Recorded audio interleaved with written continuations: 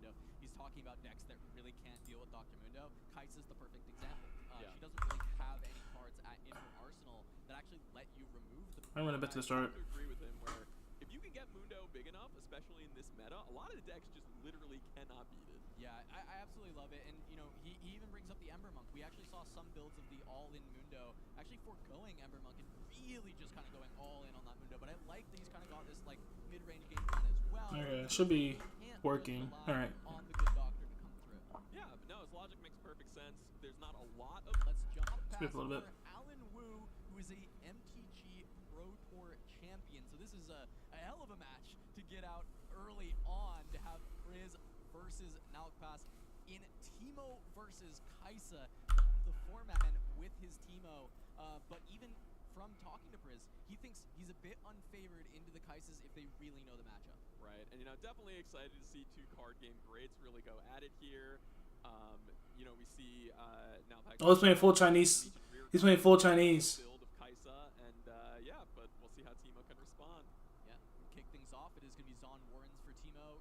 He's playing full Chinese. What? Kai'Sa, so TEEMO Is he doing this because it's cheaper? make the Mundo as big and unstoppable as possible. Whereas on the other side, you know, as you're saying, the more aggressive versions of Kai'Sa really like this reverse rail. They'll try and get their Kai'Sa out very quickly onto the point, get that conquer, and get the draw, and then move it back. Yeah, and it looks like both players really breaking out very quickly into full tempo gameplay as Priz says, hey, I know that Legion rearguard can come down with Accelerate later, but I'm just going to gust it now to stop you from scoring a point. Yeah, the early game plan from the TEEMO, just buy space until you can get the Mundo. He's talking about decks that really can't deal with Dr. Mundo. Kai'Sa's the perfect example. She doesn't really have any cards in her arsenal that actually let you remove the Mundo. Kind of the best case scenario is you get enough might on the board and you can kind of come in with the Thousand-Tailed Watcher and get over the top. Right, it really, for this matchup for TEEMO, it really just is a stall game.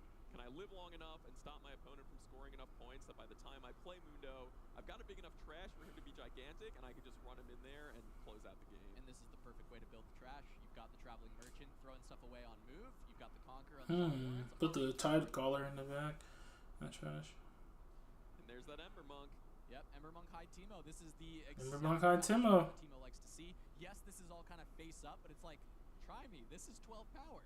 Yeah, well, definitely one of my favorite things to do in playing TEEMO is just hide from the zone, because it really is, you know, Priz is just saying, it's right here, you know exactly what it is, I don't think you could beat it.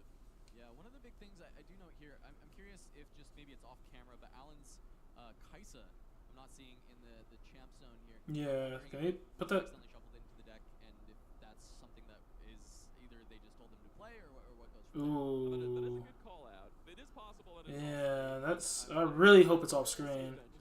We'll see if that comes into play. Yeah, not sure. I actually don't know the rules on what happens there, so we'll have to see if the judges have to step in for that, if it even comes up, or hopefully it's just off screen. If it's off screen, why is this thing not in the zones? Look to send in a hopeful. Maybe just being willing to try and set up some trades. So it is going to. He's gonna beam it. He's gonna beam it. He is going Conk. up to Cleave 7. up. So I actually like this quite a bit. He knows that, okay, Priz flips TEEMO, I can still get rid of this Ember Monk. And that is the really important thing that he wants to be able to deal with, is say, I don't want this Ember Monk to be able to stick on the board. He knows it's 6, send 7 in, go for the trade. Right. Definitely one of the good ways to fight back against TEEMO is kind of not let them get too entrenched in a single battlefield and say, hey, I know we might trade some resources here when we fight, but I just want to get some of your hidden cards out of there. And even a smokescreen to going to be able to be committed here.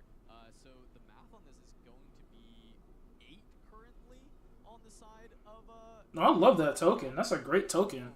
So Dang. Able to kind of start to push through. And I did get a note from production. The Kai'Sa is off screen, so we're not gonna have any worries there. Just Nalkpass does have his Kai'Sa out there. Very good. That's crazy. Yeah, lots of spells flying here from both players. Well, mostly from Nalkpass at this point, but yeah, but that's massive. Being able to just answer this.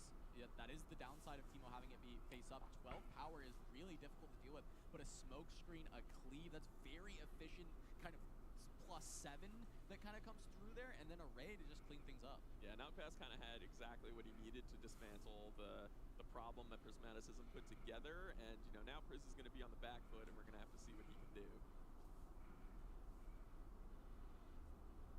This is a stream quality, by the way, guys. Not me. That is going to be But it's okay. paid. Priz, this is the tough thing with TEEMO, right? These are the spots that the deck really struggles in. You've got no material on the board. You don't have a ton of ways to get. What are you gonna do? What's the TEEMO got? Because he's got his whole thing gassed out.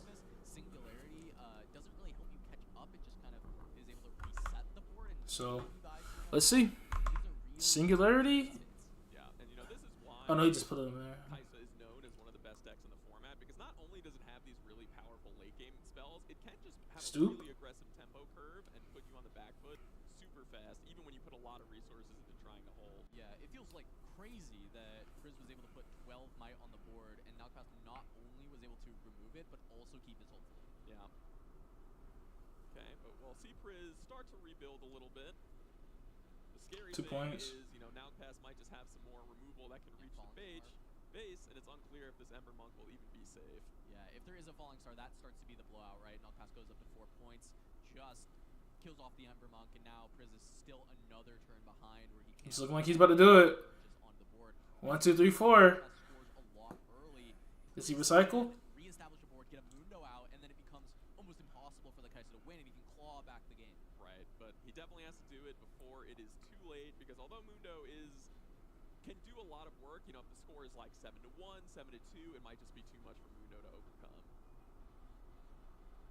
There's just going to be the Kai'Sa coming in, actually just going to be played to hold into the Ember Monk on the Reaver's Row.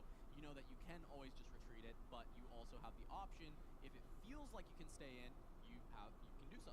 Yeah, that's the really awesome thing about Reaver's Row for Kai'Sa. You know, if you want to come in, Kai'Sa's usually pretty happy to just back out, because then she could conquer and just draw a card on the follow-up. This really threatens, hey, I showed you a smoke screen earlier. Do you want to risk it? Do you want to come in? Do you think I'll retreat, or do you think I will be able to smoke screen and kind of blow you out once again? Stack deck. Is just going to be the start for Priz. I think at this point now, the Singularity starts to become a very good card to find, as you've got the Kai'Sa and the Hopeful as the 2 targets. Right, and yeah, I do love that moment of tension when you go in the Reaver's Row and the trigger goes on, because you don't have to retreat, but once you pass up on that opportunity, you can no longer do it.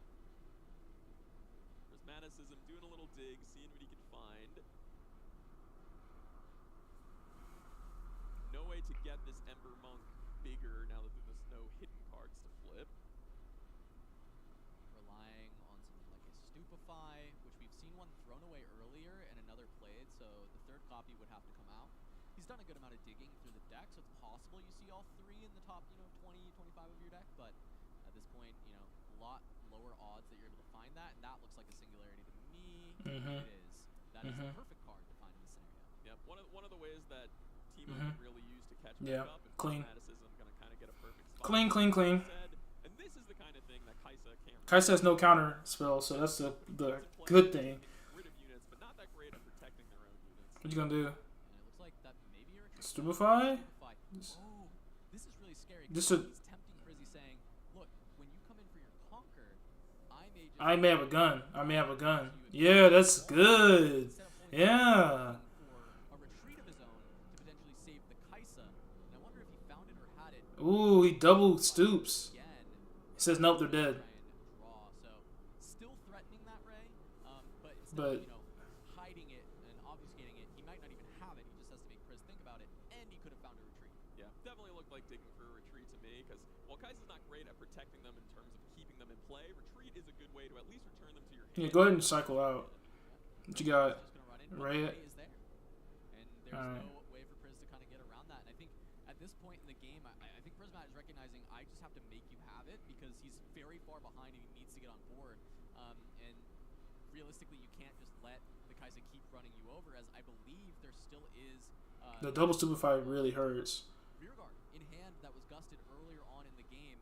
And so if Nalcast wants to push to 6 points here, he's just going to be able to. Yeah, Nalcast definitely has done a really great job of just keeping Priz under the gun. He's gonna brush it.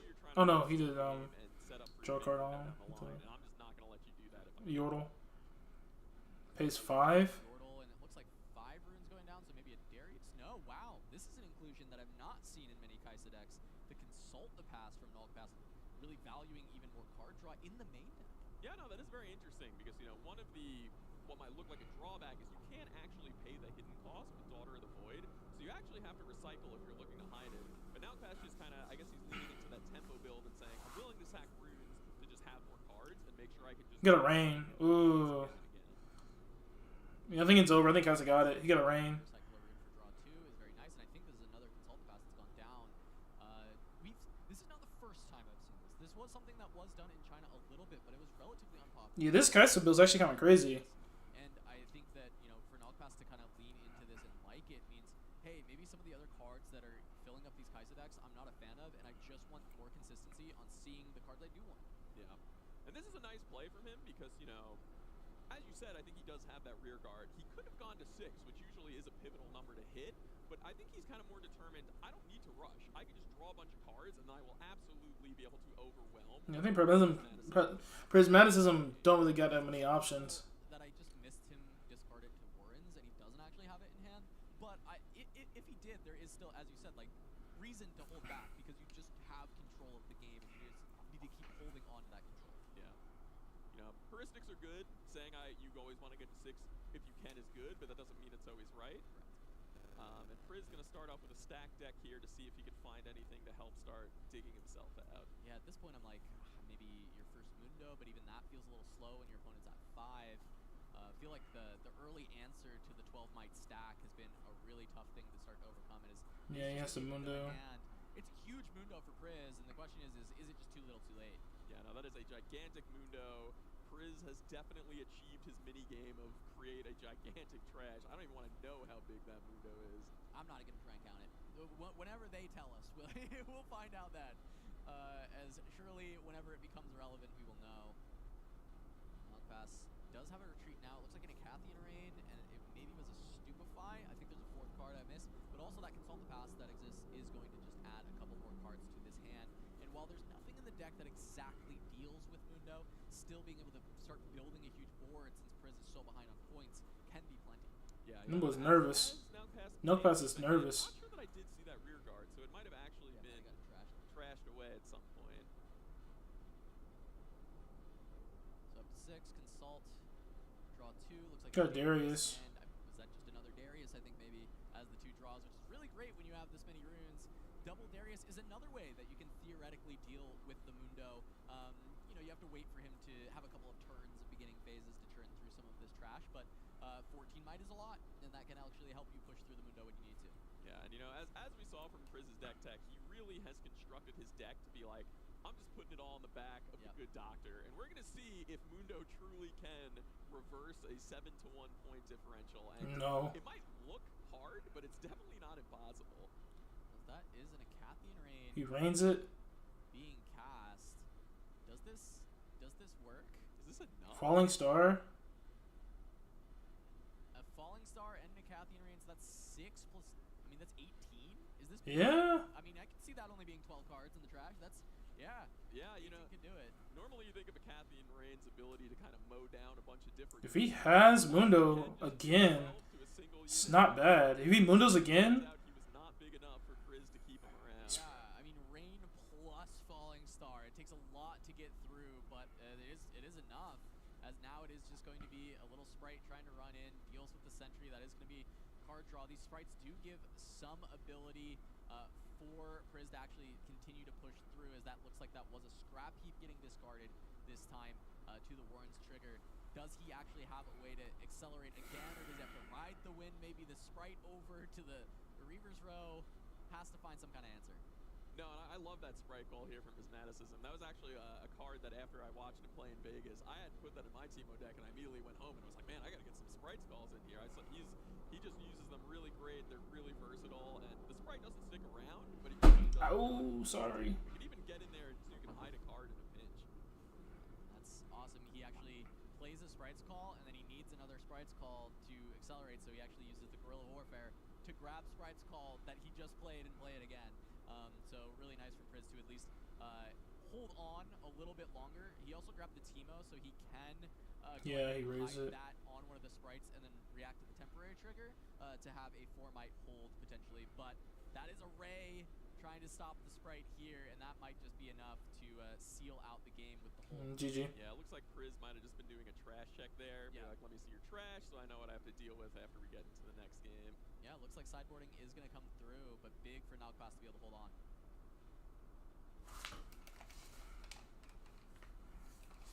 Alright. Time around.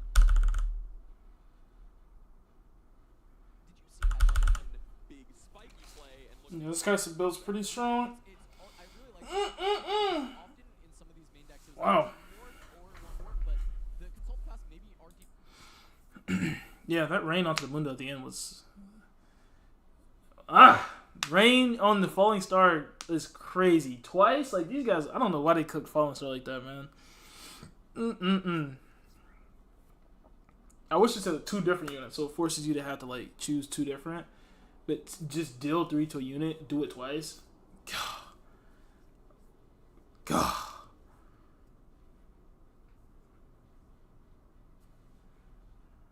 Your board presence and not get told. All right, here we go. Going back. All right, thank you. He put himself back in the right position, but this is the wrong position. Like, bro, let's put it over here.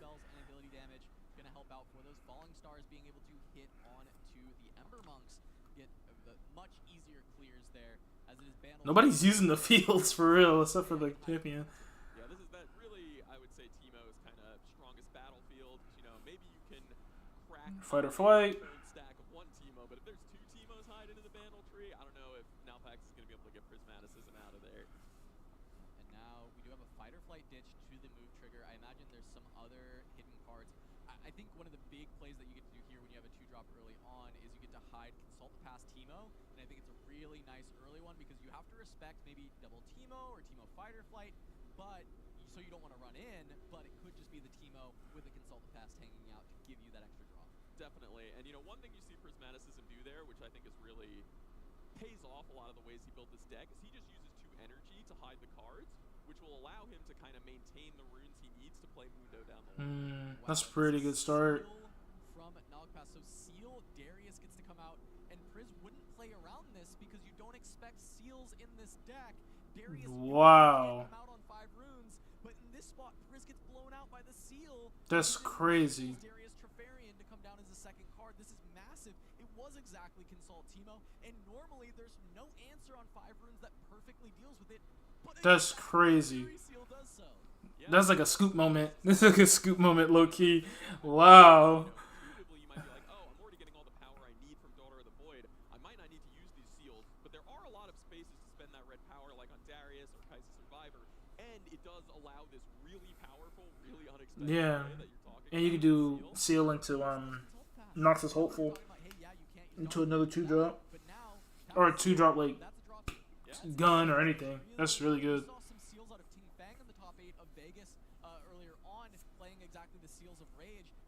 Either taking some inspiration there or just having the same idea of, hey, these seals are actually quite good to play in Kaisa. Yeah, I mean, all really coming together as we see that really powerful Darius play. Prismaticism is going to have to find out, you know, my hold's been broken twice in a row. This time, can I get back in and reestablish a hold before the point score gets out of hand like it did last game? Yeah, and this one is tough. I mean, you know, often Priz is known for the methodical play, playing around kind of as many options as possible. In the first game, I don't think you can feasibly decide to play around Smokescreen Cleave Ray as like a combination of cards on the same turn. And then in this spot, I think playing around a Seal of Rage Darius is not something that's playing against Kaisa, and so it causes, you know, this amazing spot for Nalpass to now have full control of the game. Yeah, really important to note that the full event here in Houston is closed deckless, so, you know, that was just not on Priz's radar at all. That's crazy. Really paid off Nalpax for going a little outside the box in his Kaisa build. Yeah, and as you said, right, it goes to show because it's closed deckless, if you've got any of these little secrets, any little hidden nugget of tech or one-ups that maybe people won't expect, you might get even extra value than you would normally get out of the card. So a long think on that stack deck from Prizzy. We'll have to see what he can do. Just be a Sprite Mother. Just having more ways to continue to immediately impact the board. I believe that Sprite Mother is a sideboard card for Prismaticism, as this is now 6 might coming in, as the stack deck is going to give that +1 to the Raven. Yeah, and I love Sprite Mother here from Priz. I think it's a Used to comp. way to go against Kaisa and be like, hey, I'm going to threaten the battlefield. Maybe you hex He gets to hold. have a body left behind in my base to keep the pressure on. Priz, that is going to enable a hidden card to go onto the Vandal tree, even if it's just a Consult, just trying to get more ammo in the tank for this TEEMO deck. This game, the blowout was massive again, but because one of the cards was a Consult in the past, you didn't lose a horrible amount of material, and you're kind of refilling the hand. So it's not quite as disastrous as when you kind of lost 3 units immediately to the cleave and the smoke screen. Yeah, and you know, one really nice thing here is normally when you lose control of the battlefield, your hidden cards go away, and that sprite is temporary, but you actually can respond to the temporary trigger by flipping up your hidden card. Yep, and here Kaisa is Draw. It is just a consult, getting some more value out of this sprite. As this seal already, giving +1 rune here because of the ability of the accelerate, needing to cost a 3 rune.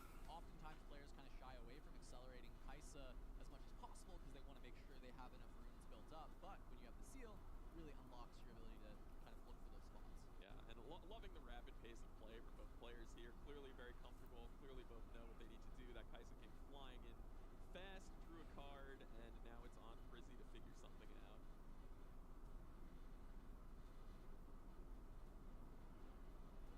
Here it is going to be currently 7 runes for Frizz. No Mundo just yet. Not the most attractive singularity board either, plus that will keep you at 7 runes for every turn, which is not ideal. You gonna gun him down? Switch him down? See if there is a ray. Switch him down. There's always been so far in this series. Now Pass has A always gun. had that answer. Gunning them down. Ooh, me. More often than not. Definitely. And Singularity definitely Let's see here. hard to kind of catch Yeah, let's Sprite Mother. behind. It's really at its best when your head He can conquer, right? safe. Ooh, he played off the dope. Had it here, it could Wait, he can respond like that?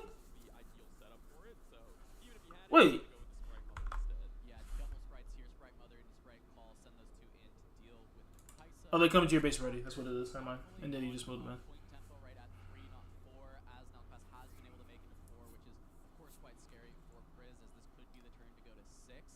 But it does open up the opportunity where maybe Frizz can start. Priz got a handful of cards, bro. Maybe I mean, not Priz. Nelpass. Nelpass has a handful of cards. Nalcast is able to go to 6 here because jamming Mundo when your opponent goes to 6 is just too late. Yeah, and it's interesting because of the red seals from Now Pass. I wonder if that even further makes you think that there's no time warp, because maybe obviously the red seal can't help you there, so maybe he has just cut time warp and he's looking to do a different strategy. Yeah, and honestly, with so many different kinds of players I've talked to, I think Time Warp has more and more fallen out of favor. There are still a few staunch supporters who are like, you need this card, it is a mirror breaker, it's going to let you win a lot of these games. But I've heard a lot of different players who have been Noxus hopeful. Caspian Rain, or even just kind of cutting out a little bit more of that top end, especially with the resurgence of Annie. Yeah, definitely one of the more divisive cards among Kaisa players. Some swear by it, live by it, die by it. Some hate it, don't even want to play a single copy. Now, back over to Frizz. Nalcast not able to go to 6, so I think for Frizz that's a little bit of a sigh of relief. You'll have at least some more time to potentially make something happen.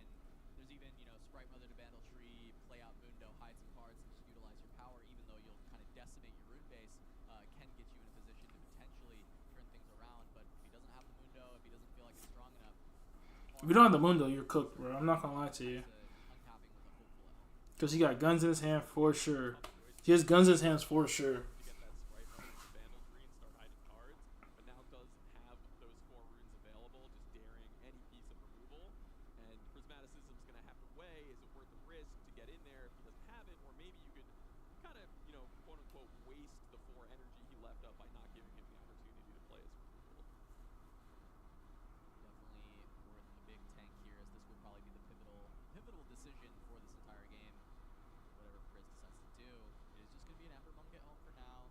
Merchant just filling up the back row, saying, okay, you will go to 7, and then from there, I'm going to have to try and completely run the game back.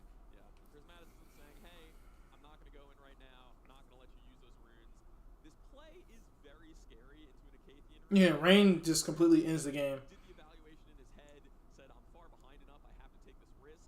If he has it, he has it, I'm going to lose. But if he doesn't, I think this is going to give him his best fighting chance to get. And it's a Rain. Ooh, GG. There it is. So from there, we're just going to see Frizz scoop up his units and just probably scoop up his cards after that, as he is going to untap. He is going to, looks like maybe play this out. Maybe he's got one more little Hail Mary play that he can try and make, but with both battlefields in control for Nalcast, and at 7 points, the Rain cleaning up the back row. Man. I like the shout from Frizz. Yikes. Go for it. You have to say, if you have it, you have it. And I think there are quite a few spots when playing against Kaisa that this can come up, where you do just have to make him have it. And this time, Knockpass pretty much had it every time. Yeah, I mean, because you know, if you play the game as though they always have rain and you play around it, you're gonna like lose to it when they don't have it by playing to beat it. Jeez. I'm gonna do what I can if you don't have it. That was sad. That was so sad. Yikes. That was so sad. Oh man, that was so sad. What was it? What was that 44, right? 41? 41 time left. A lot of tricks, and maybe, you know, Quincy could Plan that is using the jump to that. Also, if the 5 cost kind of fits exactly in there, yeah. Oh, so did he hit Snap Claw? Quincy, and I think I saw him just draw Blast of Power. for sure. Yeah, that's kind of the nightmare scenario. Oh, yeah, here. Hey, I'm pounding the gun. I'm gonna go all in, and then you just get really blown out by one of the removal spells, especially with things like Hidden Blade being so efficient that you can even still have them ready to go even after the Divine Judgment. Yeah, the pull from the Dazzling Aurora this time. Mm, is mm, Snap Vine, mm. So you were talking about units that you can kind of utilize if you don't find that Aurora. I think Snap Vine being that 5 cost kind of fits exactly in there. Yes, off the Aurora it does impact the board immediately because you can actually target something at the battlefield, get that kind of clash to come through. But also, if you're missing the Aurora, this is just kind of a more efficient play that the Garen deck has access to slow down the game. Yeah, no, this is really cool to see because you know I'm not as tuned into the specifics of the Garen meta, so I'm used to seeing Misfortune just slamming in turbo chunguses, but like seeing it really looks like this Garen deck is kind of built on a much more mid-range plan that is using the Aurora as just like I'm going to grind you to dust with value instead of lock you out of the game with huge might numbers. Yeah, I mean, especially because you've got Aurora DJ as that combo, which is just like, you know, DJ Aurora, my favorite artist, it is completely locks your opponent out of the game. They're not dancing, actually. It's an artist where you just kind of stand still and actually don't have much action. But yeah, T just you know moving his stats around, scoring points, and you know just like that, the point score has shifted. Mm, mm, mm. ST now having that massive lead, and it feels like, you know, double mask Nocturne, while it does allow you to, you know, contest the Snap Vine, is just going to really struggle. Dang! I wonder if the Harness Dragons are in here, because that's another What thing the? you have access to by being in a Why does Dazzling Aurora work like this? And not like top 5? unit and say, goodbye. Holy moly! Really tough for a lot of players to be able to deal with, but we do see the Dead Bloom. We're seeing Why does Dazzling Aurora work like that? first side. I'm wondering, you know, when I was talking to him yesterday, I saw some Ledros in there. That boy mad. I could tell. Quincy mad, bro. I get it though. Cause it's like, why does that card work like this? Because that's something that can come off and immediately impact the board. Often Good luck, bro. I don't think he got nothing. I would be surprised if he doesn't have it somewhere. Maybe he's got some in the sideboard for some of the bigger. I don't think he got nothing, brother. I will say one Ooh thing wee. that I really respect from Quincy here is, you know, sometimes in spots like this, you'll just be like, oh, I'm demoralized. There's nothing I can do. I'm just going to concede. I think it's really great that Quincy's kind of sticking in here, especially because as you just saw when that Aurora triggered, T had to flip over like 15 cards, and that's really valuable information for Quincy to have for the rest of the match to kind of know what T's deck is going to be capable of. Great call out. It really helps you when you go into the sideboard of rounds. If he's got any tech in the board that is maybe to target a different matchup, because I'm assuming most players don't have Garen tech in their board. But if he sees the cards and he knows, oh, this is a Gun. card to deal with something I saw from those flips, it's going to be really good. As we see that Blast of Power come out to deal with an Nocturne, maybe there's a win wall on the board that could potentially come in to help deal with some of these bigger threats that you can't defy. Yeah, and you know, T just taking no chances here. He's like, I know I'm ahead on points, I'm ahead on board, but I'm just going to kill that Nocturne, kind of crush any dreams that Quincy might have of a comeback here, and yeah, just keep putting stats. And he got another gun. Made it all the way to the, I believe he's got the runes for the second Aurora in hand, and if not, it would be next turn. I can't. You don't have to do it though. 8 or 9 there. I think it's 9. Yeah, so he's got the Aurora if he wants it, as he's just able to push in for these last couple points, and he can look to either full stack for a hold, or doesn't even really need to because he's been able to keep Quincy off enough points that now he gets to play that really slow game.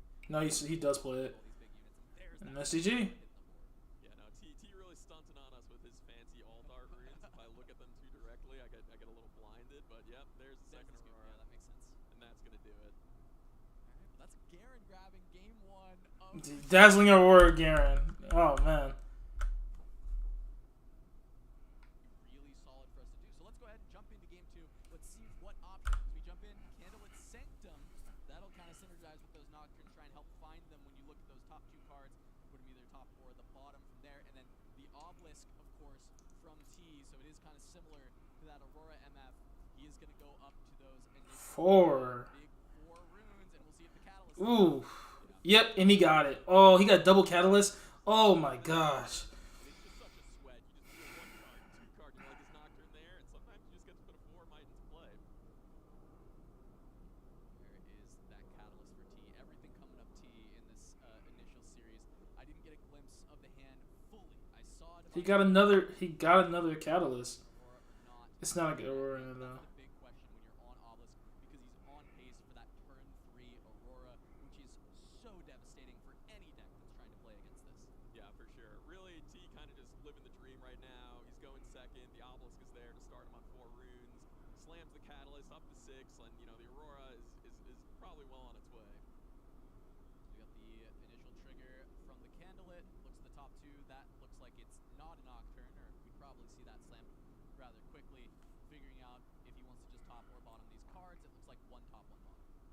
Yeah, you know, it's interesting. We see the Mask of Foresight here for Quincy again, and although it did help him out in the first game, I'm curious if that's still here because he thinks it's good in the matchup, or if it's just like maybe he just doesn't have the sideboard slots to deal with what Garen's bringing to the table. Yeah, I mean, it's a matchup you're not prepared for. You might be prepared for Misfortune, and it is like similar in what you want to do. However, realistically, the Defies kind of help you in the green matchup versus it because you can deal with like bullet time from Misfortune. But for Garen, it's kind of just like, hey, like I'm just going to slam Jesus. and then a Divine Judgment, and you're just not going to have the resources to even attempt to put up the fight at the end of the game. As this time, Aurora's missed, but this is just a dead bloom that's going to come out and slow down the game quite a bit for Team. Right, and yeah, that's kind of the interesting dynamic that Quincy's got to keep his eye on because, you know, if he like overboards and puts in like 6 things to kill gear, all of a sudden maybe he's just going to get run over by dead blooms that he doesn't actually have an answer for and have a handful of gear. And we see top 2 from Candlelit, and he's just going to put both. Yeah, because it's another Judgment in Hidden Blade. That's how you play this dead bloom. I assume there's no Aurora. This feels like, yeah, I get to conquer Sanctum. Look at top 2. Oh, no Aurora. Those go to the bottom. Yeah, and I think you said you snuck a peek at a Judgment in T's hand. Probably not a card you need 2 of very often. No, and the really neat thing though for T is even if he keeps missing on the Aurora, if he has something like a second dead bloom, gets to get that onto the board, you can consider just going for the Divine Judgment, saying, I've got these 2 big guys. How are you going to deal with this? Yep, and big play coming in from Quincy here, going to accelerate that. Oh, no, not accelerate the Tasty Fey folk this time. Some reason to do so. Yeah, the mask not going to get you over a dead bloom Predator, but taking a little glimpse at Quincy's hand, I saw an On Guard and a Discipline kind of push through. So going into the next turn, there might be a nice, easy way to kind of push over this dead bloom if T doesn't have an answer. Looking at the hand, though, I think I caught a glimpse of a Hidden Blade from T. So there is going to be that answer if he decides to hold it up, and he's got to think about what he wants to do, because I think most of the hand doesn't do a ton just yet, because the way this deck is constructed, a lot of big units, try and get them out with Dazzling, and then low-cost spells that are mostly affecting the battlefield. So it might even be time that rugged Garen might even get deployed, which is something that I don't think this deck likes to do that often. Yeah, no, it's interesting. We kind of haven't even talked about The actual Garen himself. He's literally just, he could have played this exact same thing in set. urgency. Yeah, I mean, so the Garen Legends, to trigger it, you have to conquer a battlefield with 4 units, which, you know, I feel like if the way T's got this deck set up, if we've reached that point, he's probably comically won the game. But you never know. Maybe he'll just need a little 2 extra cards to push things off. Looks like a quick judge question for T. Stepping away there, trying to figure out the rules. I do like when the players are doing this. The game is still, you know, relatively new. A lot of people are pretty comfortable with the rules, but there's still some edge cases that people have not figured out, and I think this is always the way to do it. Call the judge, ask them, try and figure it out, and then just proceed from there. And this is, you know, T's been around the block a lot of times with TCG tournaments. Played a lot of TCG tournaments in the past. So this is, you know, you come in with something new, you're really excited about Riftbound, gotta learn all the rules. Yeah, and definitely just like really want to reinforce, like never be afraid to call a judge. Yeah. You're worried, you need a clarification, you think something sketchy is going on. I know a lot of people like sometimes go like, oh, I'm nervous, I don't want to slow the game down, but no, just like always call the judge. Judges are great, they'll help you out and make sure things are going the way they should. About what T even you want to do on this. You got a judge call. I guess I can see this judge call. When you've got a dead bloom, you've got a decent position, just getting more might on the Yeah, let's get this judge call. Alright. Cool of the week. No. Alright, so it looks like you have an Ursine in hand, so preferable to playing the Garen from the Champ Zone. You actually get to ramp a rune as well. And you're going to have that tank keyword, which is quite nice. And it looks like maybe just hiding the Hidden Blade. So says, you know what? This Dead Bloom's not moving. This is going to stay here all game, and unless you've got a way to kind of move it away, that what I will say is this a little soft to something like a Charm. Being able to try and get that Dead Bloom off there, because you're not going to want to Hidden Blade your own Dead Bloom to just get value in that case. Yeah, for sure. For those who don't know, certain cards have the hidden mechanic. When you hide it at a battlefield, you can now only use it at things at that battlefield. So if a Charm came out here, I kind of agree. I don't think he'd be like, okay, I'm going to kill my Dead Bloom to draw 2 cards. You know, that would be a pretty tough tempo loss for T, but, you know, he wanted to get it in there, and it looks like he might get paid off here.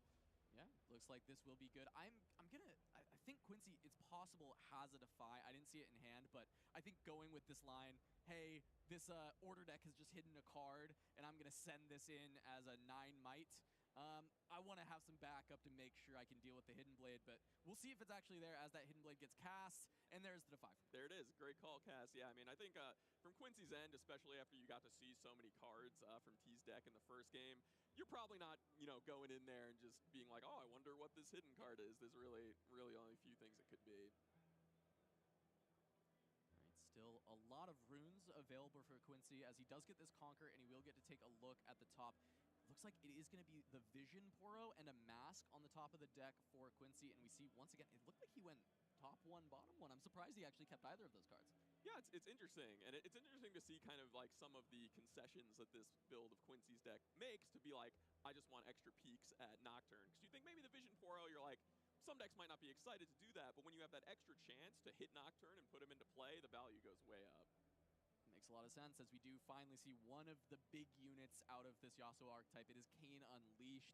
Usually, Kayn is actually the main carry for this deck, and then Remorseful is just the secondary option if you don't find your Kayns. You've always got that kind of 6 might, abusable with movement unit in your champion zone.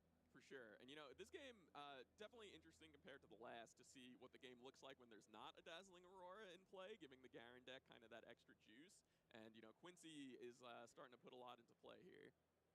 Yeah, and that call that you mentioned, it keeps kind of coming up where, hey, look, Kayn is a problem when Yasuo has access to, like, a full grip of runes and just kind of gets to go with it. I might be willing to sacrifice a unit in order to deal with that maybe after the Conquer, depending on what my follow-up is.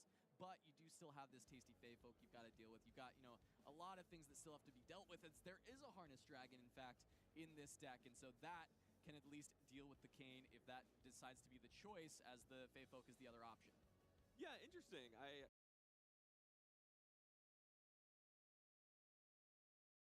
Side of the Dazzling Aurora coin we saw from the earlier Garen match.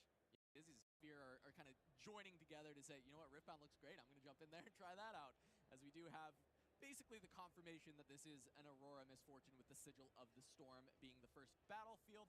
So whenever Annie tries to go Conquer there, going to be slowing down the game with some of those runes. And on the other side, another Warren start. I think most of the Annies have coalesced on this Warren's Scrap Heap Game 1 game plan. Yeah, just like you were talking about earlier, the Warren's just a really powerful way for Annie to leverage the Scrap Heaps early and ensure those extra card draws and find, you know, just really every trick and tool they need to finesse around their opponents. All right, so starting out, this is not the first time we've seen this happen, and I wonder if it's just players not being used to which side the decks are going to be on. Maybe they play on the other side normally, just trying to use the zones as best they can, but that is going to be Traveling Merchant to start things out.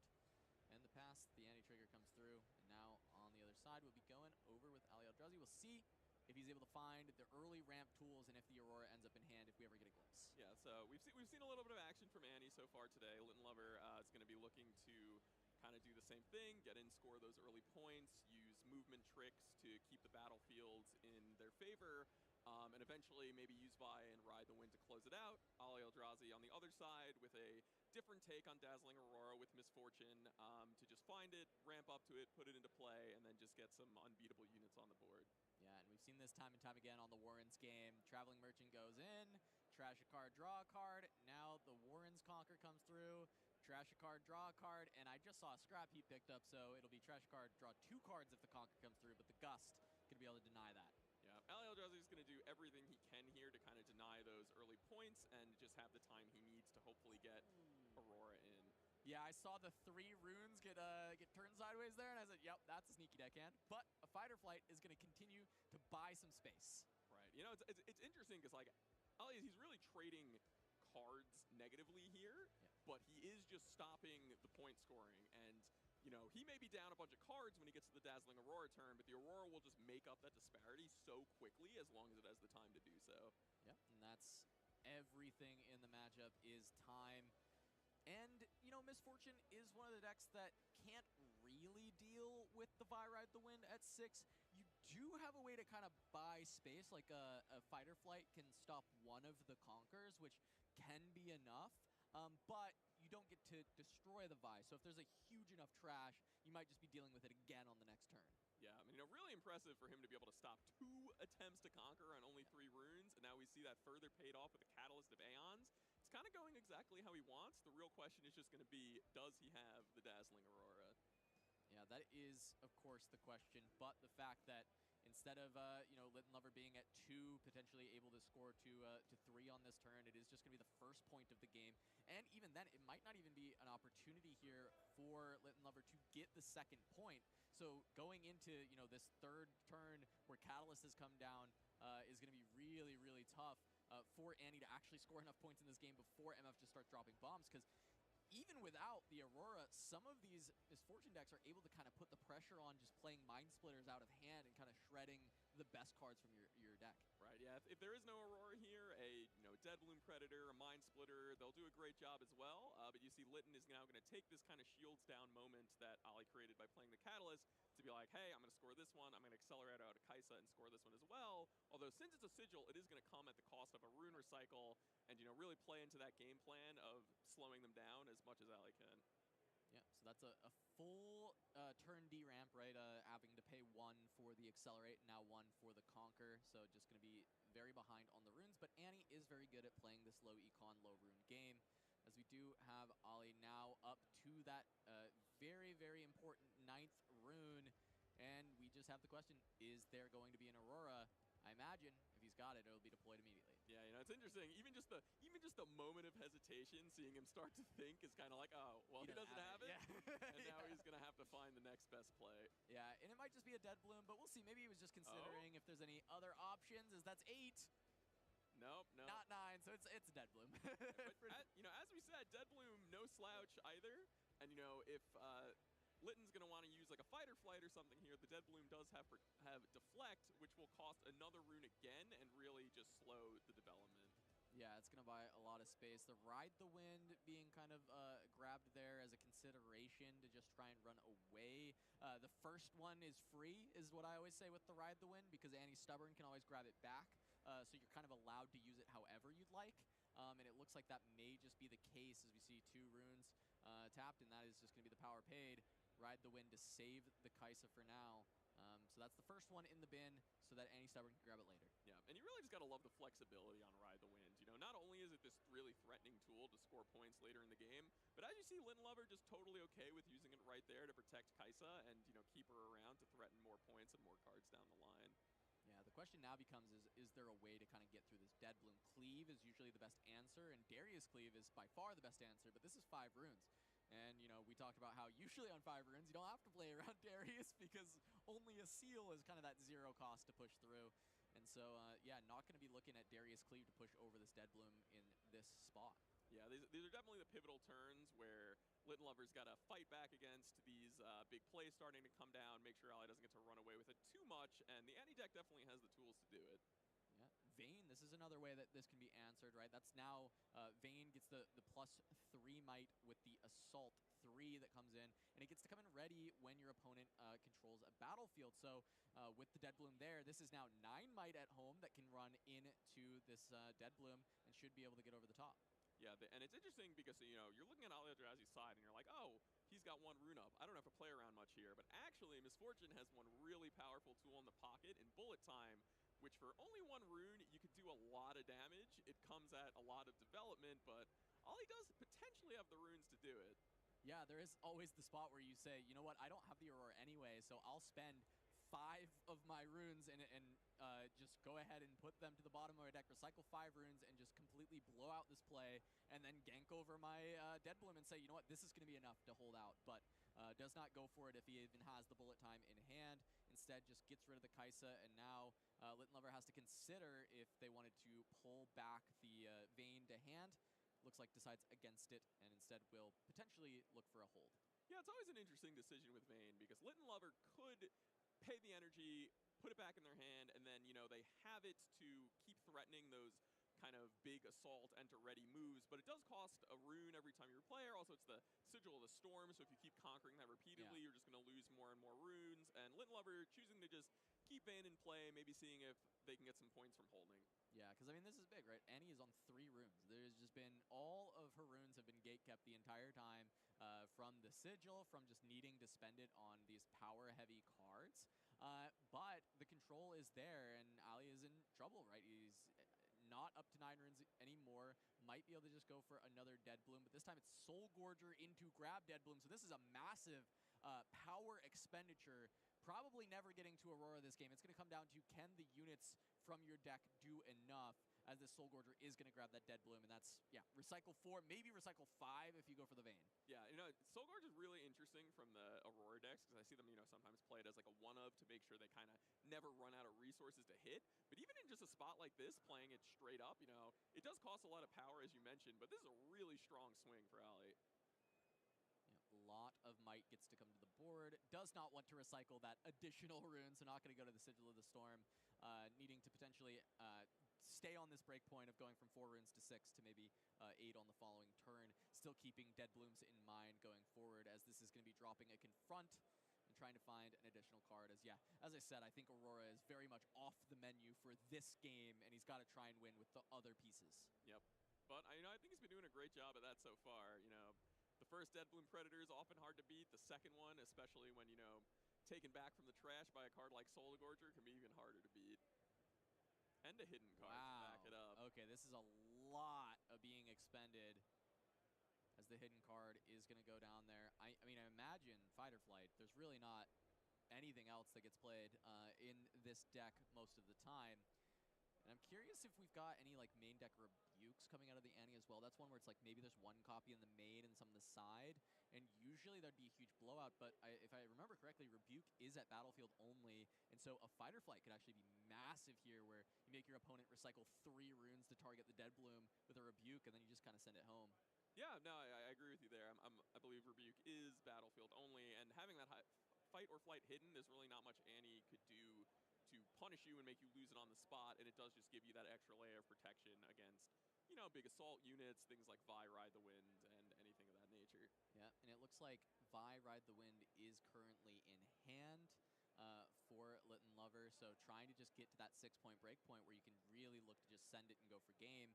And for now, you're very ahead when it comes to points in this game, so you can just look to build up a huge board, get to that 6 points next turn, and then try and win on the following turn. You've got that time. Yeah, we've seen this a lot from Annie, like just kind of using that early point advantage to kind of leverage almost like a setup turn in the middle of the game where you're saying, hey, I'm going to take off scoring points for a second and just make sure I can get what I need on the board to win down the line.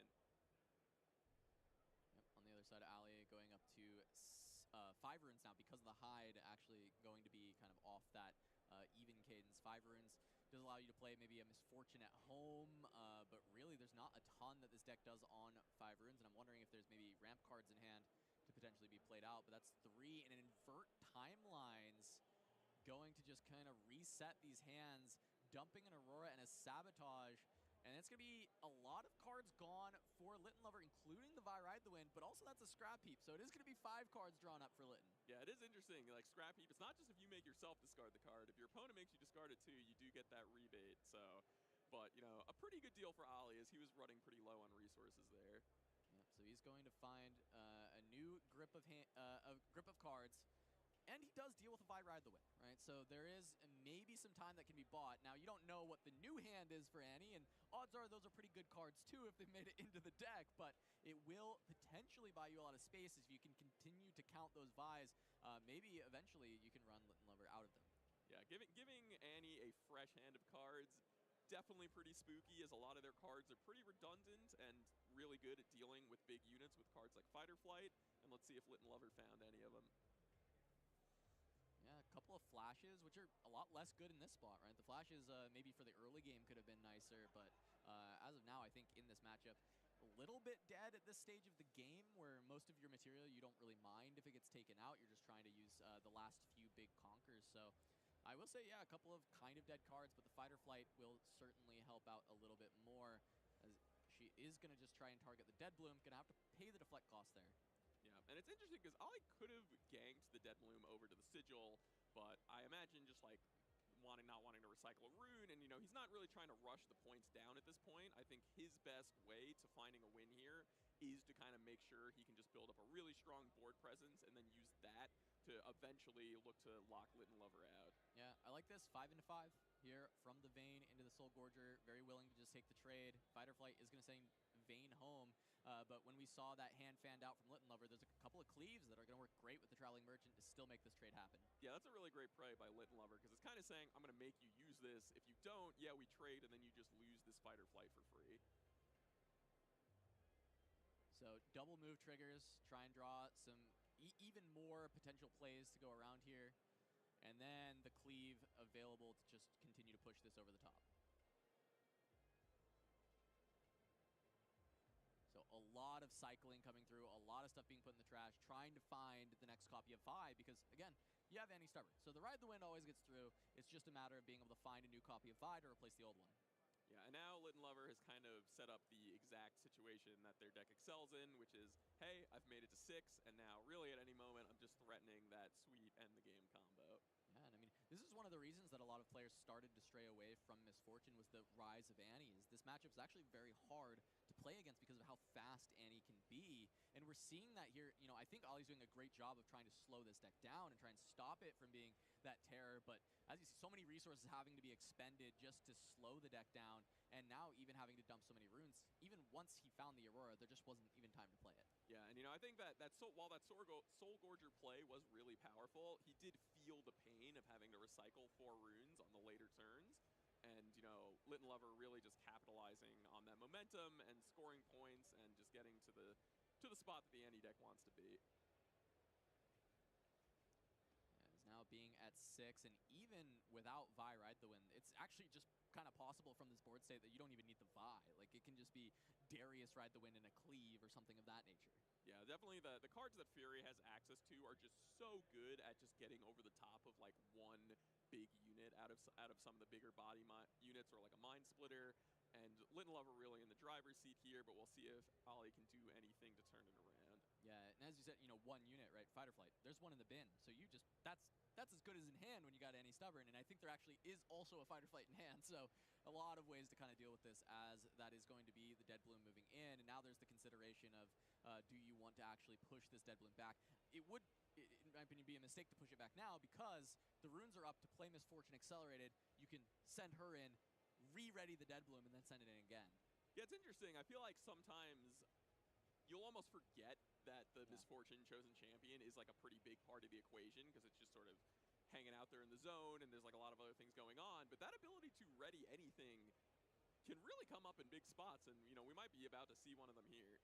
Yeah, so I mean, you can either ready, potentially ready a rune here to have 2 runes up to try and help defend with maybe your own Fight or Flight, or you get to ready this Dead Bloom, be able to send it in as a potential way to help hold, and that is going to be the choice, is the Dead Bloom.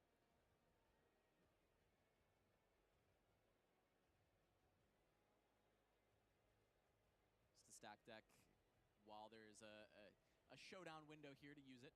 Yeah. Just make the most out of your energy. Yeah, imagine this stack deck isn't looking to solve the problem now as much as looking to make sure you have what you need the next turn. And she finds a Vi off it, so I think that is a big find. That's exactly what the deck's been looking for, to kind of almost guarantee to seal the deal where you get to develop the Vi. You will have to still kind of find the Ride the Wind via the Annie, so you might have an additional setup turn to make this happen, as the runes I don't think math out. But that's still the big thing that you're looking for, as Ali is just going to fortify this on warrants. Yeah, I will say, looking at Lit and Lover's trash, hard to tell exactly, but I know there hasn't been any recycles yet, so that is going to be a pretty gigantic Yeah, pile $1 million, when I time think. comes. Yeah, I think it's about $1 million. Yeah, maybe even 2. Yeah, see here. Litten now, you know, 4 points on the side of Ollie. Is this just another setup turn? As there's a Darius in hand as well, I believe. So you could just kind of play a Darius, be like, here's a chunk of might. I got Darius, I've got Vayne, and then wait to play the Vi until you can actually do the full Vi ride the win combo. In the event that you do run into something like a challenge, I think trying to play around that can be kind of quite valuable. The other side of it is you don't play around the challenge and you just play out the Vi, and then you're now playing around a fight or flight because you've got the initial ready at the start of turn, and then when you move it in and then ride the wind, you can re-ready her with the ride a win. Definitely, yeah. No, ride the wind's ability to fight back against fight or flight is really awesome, and just comes up a ton, honestly. And one thing that I want to call out here that's pretty interesting, and what I really like about this Dazzling Aurora deck that Ollie has. Okay, back in here. All right, so it's a pretty good matchup for though, for real. And it's like, oh, maybe that's not going to be that good in this build because the deck doesn't play early units, but it's actually pretty pivotal in these later turns. So you can be okay. I have this hold stack protecting this one battlefield. That's how I'm going to stop you from double conquering, and then to stop you from holding yourself, I can just gank one over and break up whatever you're doing over here. So it really can create these strong reversal board states where the Dazzling Aurora deck can dig itself out of a pretty big. Okay, so he just has guns. Recycle. Being like pretty good with the units that it had access to, with the Mind Splitter being able to rip cards from hand. You know, you got the dead Poro, just to have another unit. Body color, and also things like fight or flight, the stall, bullet time to stall, and kind of pushed it to being actually a very good deck, like a tournament deck, where now you also have this counterplay to the counter hold. Yeah, definitely one of the decks that took a few iterations. We can't play the Darius. A really sweet spot in the meta. There we go. Redding gonna have to deal with the Vayne, but of course, as you said, right, you've got the easy access. So just go for the gank, you're able to get that dealt with. As another didn't go for a full develop, just the power Poro and holding on to a lot more runes. This time around, that is going to be 6 runes, going up to 8, which would be enough. Okay, let's see here. So no Dazzling Aurora for the Misfortune and hasn't actually played Honest. I'm happy to see an Honest MF at this point. I'm sure it's on Ollie's radar, but sometimes it's just one of those combos that even when you know it's there, sometimes you can't do anything about it. Yeah. I mean, that's the big thing, right? This deck, I think the only answer that it has available. He's gonna Gust. Ride the, or sorry, not ride the wind. Fight or flight. He can accelerate it. Or potentially Rebuke, but main deck Rebuke in this deck is not something I see a ton.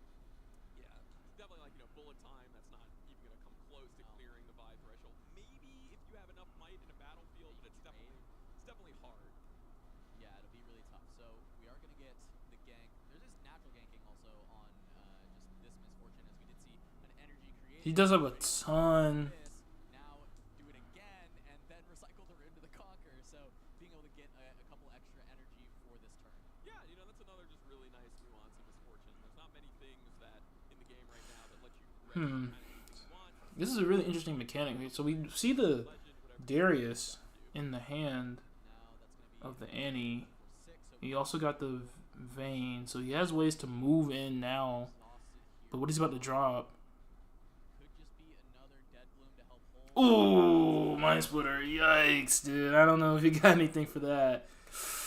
Oh, yeah, take that Vi out the table and that's it.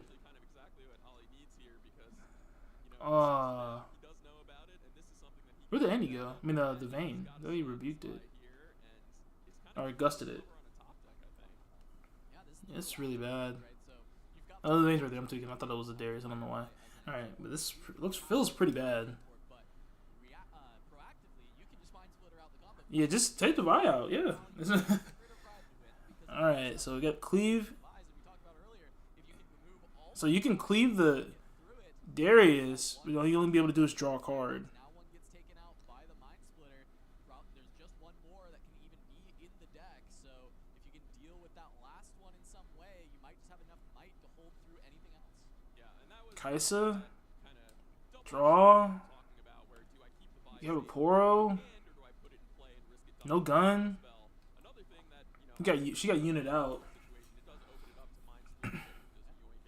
Yeah, you have to decide, do I play around Challenge or do I play around Mind Splitter? And in this case, well, unfortunately, Mind Splitter was the one that Ollie had, was able to take it away from Litten Lover. Now, while this game looked well within hand for Litten Lover, I actually think it's going to be a struggle to push over. I don't think they get it here. We know there's a Cleave and a Darius, but there's not enough runes to do all Kais? that Little Lover needs to do. Darius. Again, that Misfortune legend just sitting there threateningly being like, hey, maybe you can kick my body Misfortune out of the sigil. Yeah, you ready him. Might be a dead bloom credit. Doesn't really matter. He's 7 plus The hand is a Kaisa and a Vayne. 10. I think at this point You put 10 there. completely flipped it with this Mind Splitter. One card completely turning the tide Draw. of this entire game as the Darius gets to conquer. A card gets to be drawn by Little Lover, but it has to be something incredibly impactful to make a difference here because Ali's just going to be able to gank over with a 7 or an 8 to try and score the last point and win this game as 2 of the cards in hand we know are completely worthless. Yeah, I think the big Stack it, yeah. here maybe be a fighter flight to try to, push off an attacker, but we'll see what they can do. Yeah, I was looking at the hand. It looked like a unit It's with booty. yeah, It's booty. double Vayne and a Kaisa. I think it's not enough. And Ali might have actually turned the corner on this game that felt pretty doomed for a while off the back of a Mind Splitter. So what does he do though? Because Kind of thoughts he's effective none of these have ganking. and stealing something. He's looking for Stack deck to just be like, hey, I'm gonna make sure I get the Gust piece. a ride the win. Or ride the win, which Even further should secure. Saw another Soul Lord. We talked about should be able to win the game here. Here's a Gust and ride the win. Yeah, GG. opting to go for GG. Gus is the Poro, ride the win, and win. Game. That was it cost him a lot of power, but it was a pivotal move to make sure he didn't Just do fall it. far behind. And I gotta say, if he wins this game here, You Gus the Poro, ride the win the game.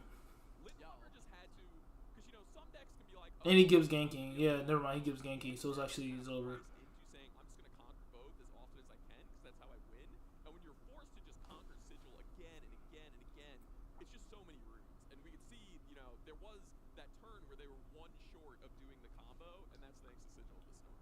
Yeah, and even in this most recent turn, having the extra You don't win. You literally don't win here. might only Just on the board itself. try and push through Do you have anything? Darius, right? But how many runes Do you have anything? to the city You lose. buying that ability, or even the ability to Yep. cool. This time he does have his Obelisk of Power to answer the Arena's Greatest. So, and he gets to be on the play for Arena's Greatest, which is a struggle for any slow deck, but Obelisk might be able to make that still get flipped if it is the immediate Catalyst and an Aurora in hand. You can kind of start to bring things back.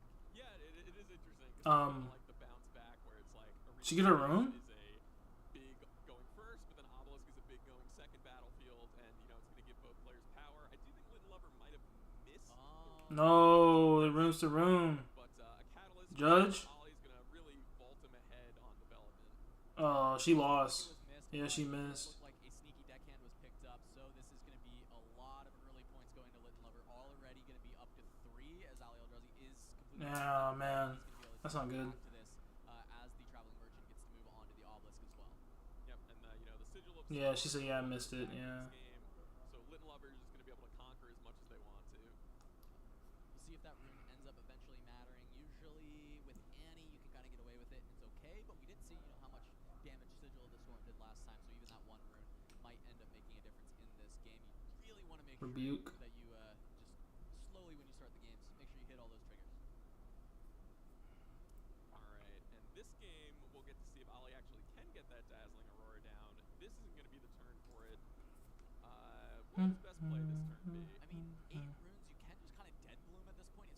It is tough for Annie to Yeah, do. just dead bloom it. It's not a fun card. I mean, you rebuke it, I suppose, but It would slow they're down all the way down on every runes. other turn, so sometimes it's not exactly what you want to see. It's why we've even seen some MF Aurora decks going towards more of the Mountain Drakes and the Ursine, like staying away from the high power costed stuff, so you can still play them out and hit your Aurora on curve. It is an Yeah, he's gonna drop it. Dead bloom. Do I want if Ollie Death bloom. Death Bloom and an Aurora, being like, do I want to play this now? Do I feel like I'm far enough behind that I need to get this on the table and contest some of these points? And that is what we're going to see here, added onto the Obelisk of Power to come try to smush the poor Traveling Merchant. Sheesh. She will fight or flight that. It's gonna be a fight or flight to buy the time for the Merchant this time around. So She's super behind on runs, but 5 points just lightning fast from Annie. she's trying to win. I believe in the hand, I also did see a rebuke. Yeah. So there is, even more time that can be bought.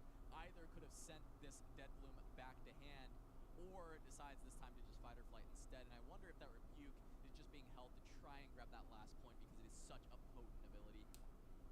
Yeah, Little Lover. You can just develop with the Kaisen and then go. Greatest here, try to rack Develop the Kaisa, you pass, Really interesting. and then you get the 2 back up, and you'll still be able to play Rebuke. Rebuke is Deadloom Predator because, you know, if Ollie starts to fall his runes and he's just, you know, going to attack a battlefield, if it gets Rebuke, he can just come right back down onto the same battlefield.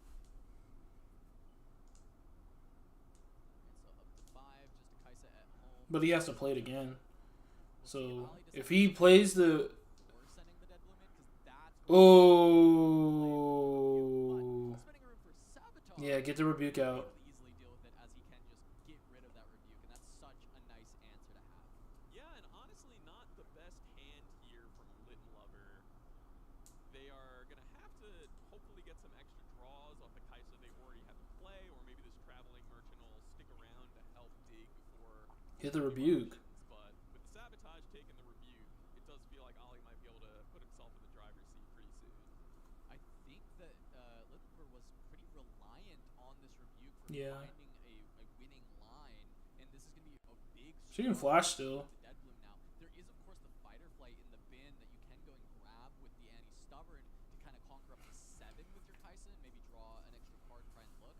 But that doesn't get you that 8th point, and the 8th point becomes so difficult due to, as you mentioned, the ganking from Bounty Hunter, allowing this Deadbloom to just run amok back and forth. Yeah, I think Litton Lover is going to have a pretty good chance to close this 6. but it's going to have to be done pretty quickly before the Misfortune deck. Get some around. It's MF. Just have Celery MF? Celery MF? Captain come from the champion zone. No. Yeah, if Misfortune Captain comes in, especially accelerated to knock out the sneaky deckhand, is kind of going to be saying... Stacks the Mind Splitter. Fuck, dude. See a Mind Splitter Yeah, it's actually pretty bad. Yeah, just keep shredding the hand and put way too much might to be dealt with, and this completely locks out the Anti-Stubborn Fighter Flight Conquer line, as well as a hidden card coming down. So this stack becomes difficult to deal with unless Litton Lover can find something like the Vi to try and push over the top. And one thing I really love about this play is if Ollie had, let's say, attacked and killed the sneaky deckhand, the Kaisa could have potentially conquered back and drawn a card. But now this way, it pretty much leaves close to no opportunities for this Kaisa to conquer, since sneaky deckhand already controls the battlefield, and that's just one less card that, you know... Yeah, you can just keep ganking. Yeah, and now the sneaky deckhand draw from Litton Lover on the top of the deck this time. Sneaky deckhand plus flash. It doesn't do anything in this matchup. There's really Yeah, not I think it's GG. much that can be done here, and sneaky deckhand is way past its time. It's something that you So you have to get Annie. and we're not on Sun Warrens anymore. So this is kind of stuck. It's just a dead card as well as the flash realistically. Yeah, sneaky deckhand, really one of those cards that just has an insane range. Sometimes it's the best card you've ever seen, and sometimes it is a 3-mana, 2-might, do absolutely nothing. I would rather it be anything else, and this is one of those times. Yeah, and for this turn to have to just be pass, do nothing, and it's not even holding up resources to do anything big. You're just giving time to an Aurora deck to continue to re-ramp the runes and set itself up to just have way too much might on the board to be dealt with. And I think this is the part of the game where Ali Eldrazi can start to really run away with things, giving ganking to the Deadbloom, gonna run over. Flash can be used if you want to maintain this 2 might. Use it. I mean, I don't know if the flash gets better. Yeah, I think you should have used it. Big thing that Litton Lover has going for them. Because you slide it back and now you have at least some more units. That is the magic number, so it's going to take Ali a couple turns here to get to the magic 8, and if Litton Lover could just find a way to pull off the double counter, they're threatening to win every single turn from here on out. You have to remove both of the units. A lot of runes here. I wonder if there's enough for something like a Fighter Flight to go into the Deadbloom. You move in, you conquer, you get a Ride the Wind off the draw. You're able to play the Anti-Stubborn, Fighter Flight the other unit, Ride the Wind over, try and score these last few points. But I think it's not quite enough runes to get all of those things done in a single turn. Yeah, especially with the hidden card at Obelisk of Power almost certainly being a Fighter Flight. It is going to be a pretty big mountain to overcome, but I think this is an accelerated Kaisa, so it looks like a call to action. Yeah, send It's Fighter Flight. 7. The flash is there, so if this is a Fighter Flight, you can just flash everything back, which will allow there not to be a trade and still keep the might on board, which I guess is just kind of, again, like, it doesn't get much better. So this is where you just kind of have to deploy it. You've gotten through that Fighter Flight, and the question just becomes, can you now find enough to actually push through and find the win? And again, there is that Fighter Flight in the bin, so Anti-Stubborn can find that for the next turn, and at least you can push one of these back. So there is kind of some opportunity to maybe find a win. Yeah, I mean, I Depending on what. that hidden fighter flight off the board. At this point, Ali just needs to like double stack 1 point. You double stack 1 point. In fact, you got the hold. You can honestly triple stack a point. Like, even if they fight or flight. 8 runes once again available for Ali. Well, I recommend you just like MF stack a point. Now these games have just not been about dazzling Aurora at all. And it doesn't really, the lack of it has not actually looked that painful. He passed. That means he has something reaction like in his hand. He has to. So let's see. A Garen Aurora deck. This is not to fire shots at T and his Garen deck earlier on, but it is just the nature of having the purple-orange combo instead of the yellow-orange combo for the Aurora list. There feels to be a lot more room to make a deck that is a bit more functional when you are missing the. He has answers. You see some of these Misfortune builds really lean into, I'm going to play Scrap Heaps, I'm going to play Treasure Troves, I'm going to play Pack of Wonders, and they are really setting up their whole game plan to be dig to Aurora, nothing else matters. And I don't know if Ali has those cards in his deck, but we haven't seen them yet. He seems just way more comfortable with just playing ramp into big units, and that's good enough. And if you have Aurora, even better. We are finally going to see any stubborn from the board. I feel like the fight or flight is the only thing that is really helpful in the bin. In fact, the only 2 options are flash and fight or flight because Sabotage recycles the. Dang, Sabotage is good, boy. End up at the Ooh wee. Stubborn, which is a very big no for Sabotage in this matchup. This is now going to just be, I believe, just that fight or flight deployed. Deal. Yeah, don't want to get the hand snapped, I guess. Yeah, this might be where Lit and Lover can try to go on a miracle run. Get that out of here with fight or flight. Conquer with Kaisa. Maybe draw another fight or flight or something else. Oh, but here's that sneaky deckhand. Okay, so. Yeah, gets the point. Ali have nothing. Yes. If he's got nothing for all these runes, then you get to send both the Kaisas in to deal with the Mind Splitter and push through there. But it is going to be enough, at least for now. Does end up having a fight or flight to deal with the sneaky deckhand. You gotta have something. The double Kaisa. Rebukes. So he does actually have it, probably in the board, and bringing it in as a way to deal with Vi, but that is going to stuff the double Kaisa and open for Ali and a Dead Bloom at home to run into an open arena. Yeah, GG. And that's just going to do it. Clean, man. Reactions. For Misfortune over Annie, which is not the result Reactions. of this matchup. Yeah, That's crazy. played a Good really work. had what he needed when he needed it, and it really is amazing. The Garen player won, right? And then I was watching. Those point spreads, because both games he was just in like a 5 or 6 point hole, and was just I'm 90% sure the Garen player won, right? In the previous games, and I get to kind of just deny that away with the unyielding. yeah, especially because you can just hold that up for 1 energy, so they're like it's probably not going to be on their radar. Oh, he did play Garen, so yeah, I didn't see this. That interaction. Whether Oh, what the hell happened? Was this game 3? of dying to some of these What happened? hand is immediately a threat. Super familiar with Quincy's list, but I'm guessing we might be looking at a Zanya's Hourglass hidden there, which will also, Zanya's lets you protect a unit that would die, give him a little bit of resiliency to kind of fight through some of these 2-for-1s and removal threats that T keeps playing against him. And let's see, is that Blast of Power, which is just ripped off the top, and it looks like T says, you know what, Divine Judgment not needed. You got 1 guy. Blast of Power seems pretty good at dealing He didn't with use it. 1 guy, as it looks like a response. No, it's a fight or flight. This could have been deployed in response to the Blast of Power because it was hidden and actually avoided losing that tasty Fayfo. Huh? Quincy decided because he wanted to draw. I guess he wanted to draw cards? Realized that he had that opportunity for counterplay. Yeah, interesting because kind of a Yeah, I guess he wanted to draw cards. fight or flight is an action, and you wouldn't be able to play it in a spot like that. But once you hide it, it actually upgrades to a Reaction, yeah. Since Blast of Power is battlefield only, he could have gone for a back out there, but definitely could see a world where he just wants the cards and the roots instead. We'll see what the follow-up ends up. I don't know. I think he probably should have backed out just to 5 points. He's have a body on the board. recognizing, you know what? Because you see he only has 2 cards in hand. Problems with my 6 might units. I'm willing to sacrifice the dragon for the looks on the Candlelit Sanctum and to score the point, but I want to make sure I've got a little Sack bit of deck. back row safe, ready to go. I really like what T does. On here, guard. just keeping his hand face down on the table. He's kind of just being like, yep, I got 2 cards. Do what you're going to do. No ambiguity here. Get the Faithfolk again? Or. Because Mountain Drew's going to like to kill. And once again, looks like for Quincy, so we may just see kind of a repeat of what we've seen time and time again of that caster. No, okay, that was a trigger from, oh, that was stack deck. Okay, that's what that was. So he's looking to see what he can add to this massive hand. Yeah, Quincy doing the big think on stack deck, seeing if he can find anything to kind of help him fight back in, and let's see what he came up with. Cycles That's 2. Green runes going to the bottom. I'm going to assume that's going to be remorseful hitting the board.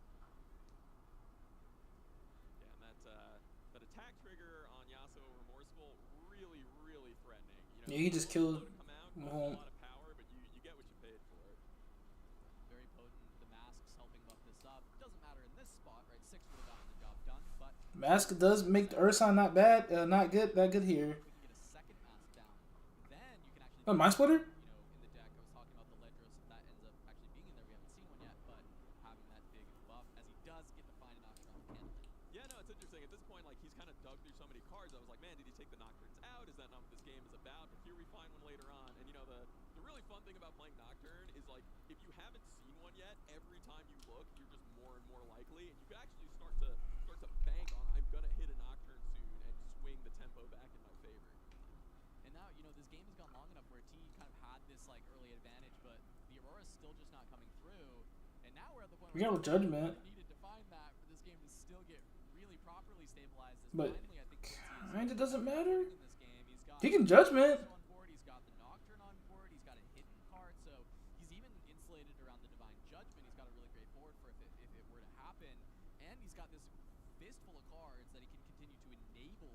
He might as well Judgment. Like, Definitely, I would not expect T to fire off the Judgment here. I don't think this is kind of the game state you're looking for, but we'll see what he has to do, because, you know, sometimes your options are thin, and he is running low on cards in hand. Hasn't triggered that Garen Legend yet, unfortunately. No, see, that would have helped with the cards, right? If he could have gotten that off. he's gonna actually play it now. Yeah, I mean, he's just 6 points, so he's at least, you know, approaching a win. So now the question is can you actually maybe look for a hold even? But he is just going to, you know, deploy Garen Rugged in the back row here, and then just Catalyst up to, I'm just going to be at max runes next turn. Hopefully, he's hoping to find something to do with him. Oh, baby. Garen Rugged has hit the table. It's not plan A, I don't think. So you get the hold. Certainly plan Gets the hold. C. Can move this nigga and kill the Ursine. Nocturne, you can take out a Nocturne if He can move and take the Ursine. We said, you know, this Mask of Foresight makes these Mind Split. Let me see them cards, boy. offense. That's a 7. Let me see them, boys. Let me see. As a Mind Splitter is going to come down from Quincy, and that is going to allow this kind of look at the hand, grab one of those cards, and say goodbye, send it to the trash. Yeah, and he's, you know, really kind of just trying to back T in a corner, take out all his resources, and just make sure that he really has no way out. I imagine he's probably thinking, how do I lose at this point? And just make sure that he can win even if T manages to get an Aurora down at this stage of the game.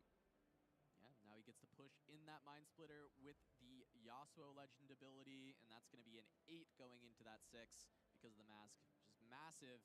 And now you even get to reinforce with the Nocturne so that Garen can't just run in and deal, at least trade with the Yasuo. So we'll see, it's just top decking for T. Yeah, and for sure, we talked about That's game. That's game 2. ability in the game and open. Right, so it is just He does have Death Bloom going down. off the top deck. On guard for Quincy to He decide does have an on guard. where is. So they didn't even trade out. GG's. It looks like, yep, that's enough for T. We're going to take it to a third game. And then even if you didn't, So this you time, got ganking. you get to see Ride the Wind. Ride the Wind deals damage, and you gank over, and you win off of that. Divine Judgment. There's not a lot of decks that can even manage. Good work. Good work. Good work. Good work, Quincy. Good work. Find it naturally. For this third and final game, we are going to Dreaming Tree for Yasuo. So when those on guards and disciplines are able to buff at least the first time per turn onto Quincy's cards, it's going to get to draw one. And then on the other side, it is Sigil of the Storm. So when Quincy's running in there to try and conquer in the early stages of the game, you are going to have to recycle a rune. Yep, and you know, no immediate start from T. Quincy gonna set things up a little bit with a stack deck, and let's see if we'll have a unit to add to the board.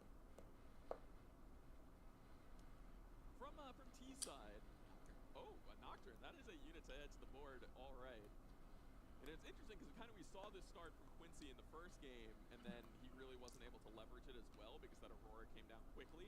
But it'll be interesting to see if T can deal with the early Nocturne the second time. And this time around, I didn't see an Aurora in T's hand, but the same way he dealt with it last time is there. There is just the Call of the Week. Yeah, I'm getting flashbacks, Kaz. question from Quincy there is, when I choose my Nocturne, do I draw for Dreaming Tree? And I believe the answer is no for that one. The answer is no, yeah. So Call doesn't actually, the spell isn't choosing, it prompts the player to make a choice, and Dreaming Tree specifically says when you choose with the spell. The heck? Adaptatron? There it is. I said it might be the good one for Yasuo to have. That gets really difficult because it just sits back here and it just says, hey, you can never play this Aurora because the second you do, Adaptatron is clutch. I'm about to put that in Lee. I'm about to put that in Lee. That's clutch. but even then, there could be a spy, and I see it. Yeah, really, really great thing for Quincy to get on the table. Really heads up to prioritize putting that down. And, you know, Adaptatron on the design team, we lovingly refer to it as French fry Merdinger. So, you know, just a Yeah, French fry Merdinger. That is so good. We do have this pickup from Quincy on the stack deck. It looked like a pair of Mind Splitters. Wasn't sure what the last card was, and it looks like I think he's keeping one of those splitters. Because I mean, that's also gonna be good. You've got Yeah, Splitter, once you knock the hand out at the end, it's just like, what you got? deal with it in the next few turns. You just Mind Splitter and you take the Aurora anyway, and you can have these different options in stopping Big Aaron from getting online. for sure. Definitely Moves not an it. ideal start for Dude, no, Dreaming Tree. energy very well, kind of no board development, and Quincy Why'd he do does that? his best to kind of capitalize on that and score some of those early points. It's before the Conquer. Clarifying that the move trigger needs to happen first, and then the Conquer can come from there.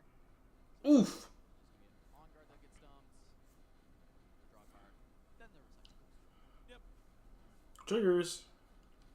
Yeah, I imagine Quincy's Whoa, Adaptatron, what you doing? What you doing with the? I guess you can keep him up. I would have left the Adaptatron in the back Open up maybe the potential to just get Dead Bloom. I mean, Snapwalled. deal with this Adaptatron and He's tweaking, bro. He should have kept that in the back. I get it. He's trying to push for points though, Aurora. So we'll see. but I'm assuming he's running more than one copy. Power. And honestly, that's But if he got a gun, he can just gun him. Adaptatron Switch him down. Switch him down. going forward. Paying 6. interesting dynamic. Snap. Garen. Oh my gosh. Battlefield restriction. Garen. Kind of have those spots where you have to choose. Do I want 5. Battlefield get that point, but then put it at risk of dying to some of these removal spells that it might be safe from if I'm in the base. And 5. value the points here, which I think is pretty smart. Full send. Mind split. What's in that hand? Seeing an Aurora, a couple divine judges I guess that's why he did it, because he had mind split. So he's like, let me see that. You ain't got no roar. the other decks, but not a great way to deal with this. Is Tapped it's out. just gonna be a Mind Splitter. Just What take you the got? end. Not gonna see an Aurora, but gonna see a lot of other options to deal with. Judgment. Just be some Killers. Dang. any way for T to actually meaningfully impact. That's really, that's a, yeah. Rugged is plan B or C. I certainly don't think it's the first unit you want to add to the table. So T is got a bit of a clunky draw here, but we're gonna see if he's can do anything about it. Yeah, I like this from Quincy. I agree. Dead Blooms. I agree. So he can't have a unit. Only unit right now is Garen. That's fine. These spells are not that threatening to what I'm currently doing in the game. It's interesting. I saw a yielding in T's hand there, and I'm thinking about To try to avoid the Quincy. Yasuo. I guess it's mainly Yasuo. protection against Yasuo. Yeah. Yeah, I guess it does work against Yasuo. Remorseful, and I think that's probably what T was thinking. Maybe he doesn't have any other cards that feel especially useful, and feels like, hey, maybe I can actually get like a pretty big surprise. He's tapped out, surprise so. send in this Yasuo. Expect Yeah, he gets it. to just be free like it has been in the previous games, and I get to kind of just deny that away with the unyielding. Yeah, especially because you can just hold that up for one energy. You can kill the other guy. On their radar, you know, you're thinking like, oh, I'm chaos, I'm calm, I don't have damage. They're probably not bringing that card in. That'll be 6. He has to kill the dude. T Yeah, so he shoots this. blast of power, And then he's gonna call, then he's gonna pin the rest to say everybody sacrifice. He has to. Here. Oh, yeah, just deal with everything, I guess. Yeah. yeah, and I mean, you know, you might not want to sack a dead bloom to a call of the week, but Garen Rugged, he'll go right to the trash. Just to slow him down. Expendable, as now, unfortunately, with those recycles for T, he is now at 6 runes. So even if he top decks that Aurora, it's not going to be something he can actually play out. We'll be looking for something like 3, 4, 5, 6, 7. Just Just play And now Quincy yeah, is like, and just look at him. he's probably feeling okay because he knows there's no Aurora in the immediate future, but he's got to feel that pressure of like, I just got to keep doing what I can, keep scoring points before the Aurora comes up, because you know he will draw it. He can shoot him, being at 5, but he can't even shoot. I think he had to be at the battlefield. He kill you on the battlefield. to that 6-point break point where you can So at this point, he can go double conquer. look for it. Just a pass coming out of T. We know there's a blast of power there, right? And so does Quincy.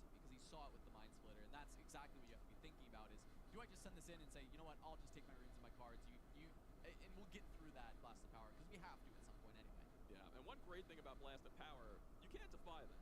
Yeah. Defy only lets you hit things up. You can rebuke that though, low key. He could rebuke his Tasty Faithful if he really wanted to keep it. Have in his hand. But yeah, go for that. Uses it to defend here. Alright, so now he got hella resources. He could just, yeah, Nocturne, pay the 2, move him. Wasn't drawn off the top.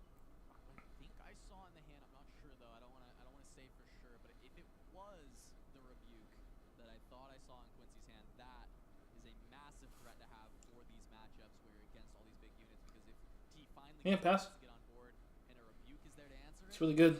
Pass. For sure. And you know, this is what I would normally, at least from the team. Oh, he hides. Call the sad Nocturne, because you really never want to play your Nocturnes. But in Yasuo, getting to move him in immediately and then threaten that ganking is actually like, you know, I'd pay 4 to power for that. Yeah, because now he can potentially win the game. win the game. This Aurora has to find Snap Find or Deadbloom, or else the game is immediately over. It finds Ursine, which means that Nocturne is going to hold and be able to gank over, and that should be able to just do it for Quincy here. Yep, Quincy readying up in the Awaken phase, and we'll see how he wants to get the job done.